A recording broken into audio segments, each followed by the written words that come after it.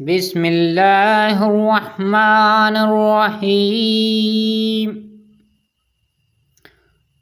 सूरत अल बकर आयत नंबर 46 जी तिलावत ऐं तर्जुमो।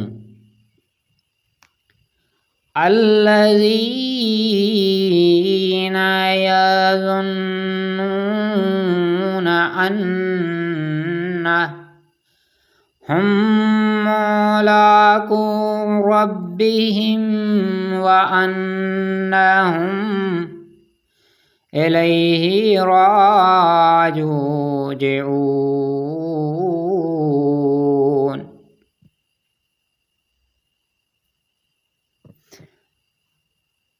जेके यकीन रखनि था त उहे पंहिंजे पालणहार जे रूबरू थियण वारा आहिनि